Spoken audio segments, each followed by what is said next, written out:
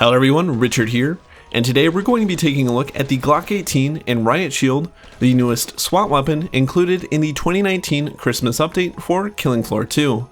The Glock 18 and Shield is a Tier 4 weapon and is available to purchase through the in-game store for $7.50 or $12.50 when bundled with the Mosin Nagant. Thankfully, if at least one player in the game or lobby has the DLC purchased, then any other player can use the weapon regardless if they have it purchased.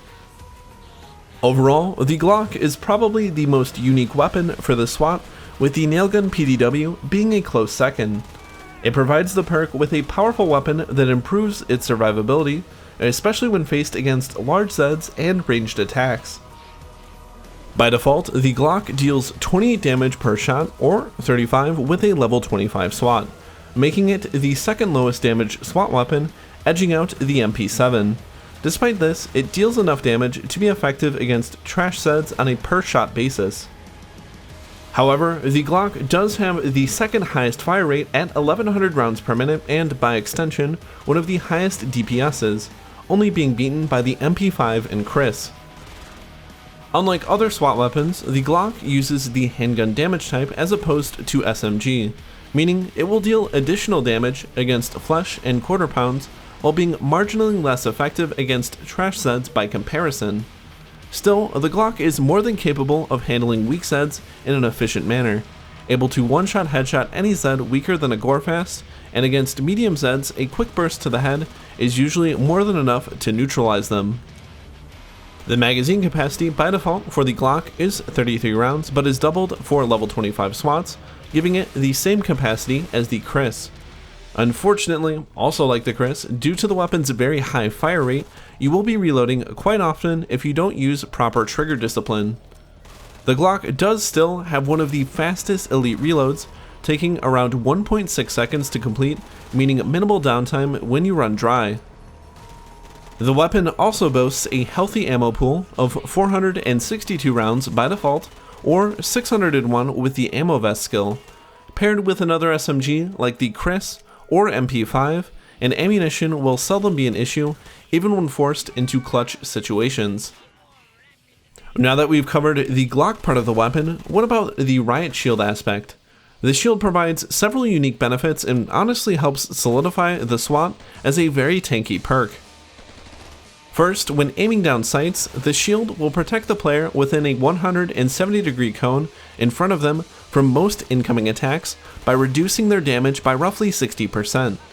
Second, the melee or bash, while not only dealing 100 bludgeon damage to its target, will also slightly damage nearby enemies in a small radius and push them back as well. This makes the shield very useful for when you are backed into a corner or when fighting in tight and narrow hallways. This can also spare you some ammo when fighting against lone clots and crawlers, where a single melee bash will instantly kill them if the shot connects. Overall, the Glock and Riot Shield sound like very powerful and compelling weapon choices for the SWAT, and for the most part they are. They give the SWAT the ability to tank damage while still being able to dish it right back out. To be fair, the weapon does have a few minor drawbacks. The first and most noticeable is its rather large bullet spread when firing in full auto, and is roughly 4 to 6 times more inaccurate than other SMGs like the UMP and P90. While this is seldom an issue outside of close range, landing multiple shots against a distant and moving target can prove initially frustrating if you are ignorant of this fact. Second is that the Riot Shield and Glock weigh in at 8 kilograms, meaning you really only have the weight capacity for one other SMG, which in a normal team game isn't that big of a deal. However, it can be frustrating when playing without a good medic.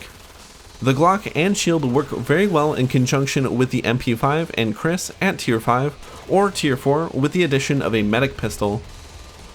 The MP5 will suit a more trash-focused build, while the Chris can allow you to handle the occasional Big Zed if you lack a dedicated or competent Big Zed killer. As a more fun build, you could also use both armor skills, allowing you to take extreme amounts of damage when paired with the 60% damage reduction you gain from aiming with your shield. I do like where the Glock fits into the overall meta for the SWAT. not totally overstepping the Chris's Big Z killing potential while not being as efficient of a trash killer as the MP5 due to its low accuracy and less than optimal damage type. Overall though, the Glock and Shield makes a nice, if not interesting addition to the SWAT's arsenal and really helps sell the theme behind the perk, being both a bullet sponge and a bullet hose. Aside from the obvious dislike of paid DLC, how does everyone feel about the Glock and Riot Shield? Do you think it's a nice addition to the perk or far too overpowered? Let me know in the comment section below. Thank you all very much for watching. Join me next time when I'll be doing a more personal blog type video and talking about where I've been and why I keep disappearing for several months. Anyways, until then, happy hunting.